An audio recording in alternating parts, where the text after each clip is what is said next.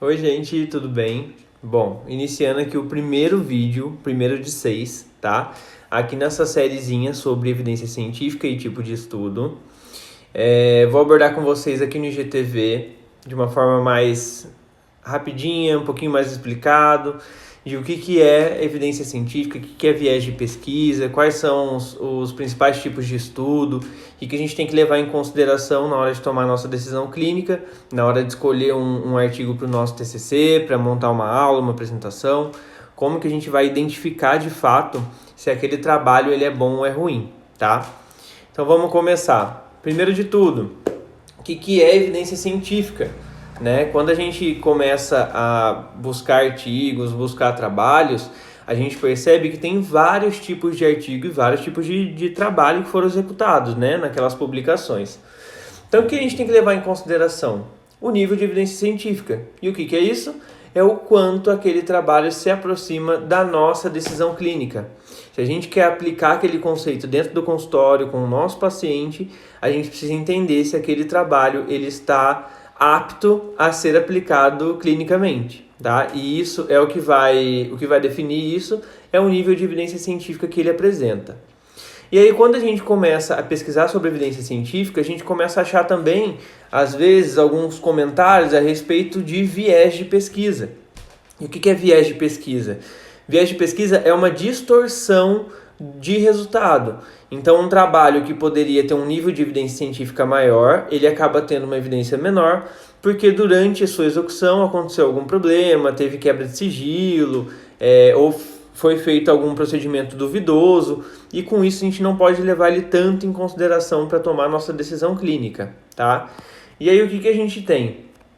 Existe uma pirâmide de nível de evidência científica, onde ela classifica os tipos de estudo e coloca nessa pirâmide relacionando o nível de evidência científica com o viés de pesquisa.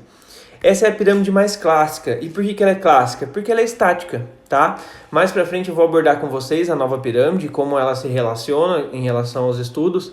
Mas essa pirâmide clássica ela é bem conhecida e a gente tem um estudo acima do outro, né? Então os estudos in vitro lá na base, depois os de animais, relato de caso, enfim. É como se fosse um estudo mais importante que o outro. E na realidade, não existe um estudo mais importante do que o outro.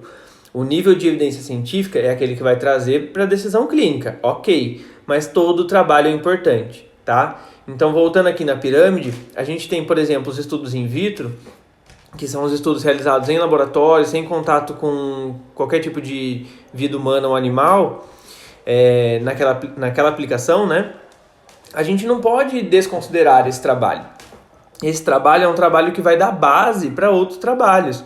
Então, quando a gente pensa em uma decisão, né, que foi tomada de acordo com o medicamento ou de um procedimento que a gente quer implementar no nosso consultório, a gente tem que analisar todo o caminho que esse grupo de pesquisa, que esse assunto percorreu, tá?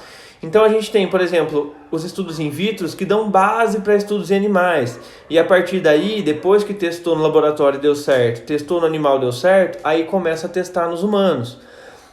Testa em uma pessoa, teve reação ruim, teve reação boa. Testa agora num grupo maior de pessoas. E aí vai aumentando, acompanha por mais tempo, faz uma intervenção. Enfim, existem diversos tipos de formas de se avaliar um protocolo, uma medicação. E a gente tem que levar isso em consideração, tá? Por que a gente diz que os trabalhos que estão no topo eles têm maior nível de evidência científica? Porque justamente tem esse peso maior, é como se fosse ele já tivesse mais avançado nesse caminho de pesquisa. Então, quando a gente tem um estudo de ensaio clínico randomizado, por exemplo, que é aquele estudo que vai ter intervenção, vai testar alguma coisa, o que está sendo testado já passou pelo laboratório, já passou pelos animais, já foi provavelmente testado em um grupo menor de pessoas, enfim, teve todo esse caminho, tá? E aí, quando a gente pensa no viés de pesquisa, pode ver que uma setinha está para cima, outra está para baixo. Ela é inversamente proporcional. Por quê?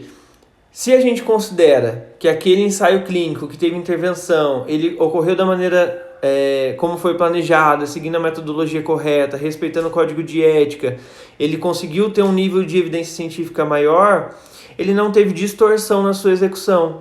Então, ele se aproxima mais da nossa decisão clínica. Por isso que essas setas elas são inversamente proporcionais, tá? E não significa que o trabalho que está lá embaixo é ruim, como eu já disse, mas ele está mais longe da evidência clínica que a gente pode aplicar, tá bom? Então, por que é importante a gente entender tudo isso, gente? Para ter cuidado na nossa decisão clínica. Não é porque um artigo foi publicado que a gente vai pegar o que foi falado naquele artigo e já vai usar no nosso paciente. A gente tem que tomar cuidado com isso. Aonde ele foi publicado? Qual é o tipo de estudo que foi realizado? Por que aquilo foi realizado? Como foi realizado? Por quanto tempo? Tudo isso tem que ser analisado antes da gente tomar uma decisão clínica, tá? Então, nos outros vídeos eu vou abordar com vocês o que são esses tipos de estudo, cada tipo de estudo que foi mostrado na pirâmide e depois a pirâmide nova, de como isso mudou atualmente, tá?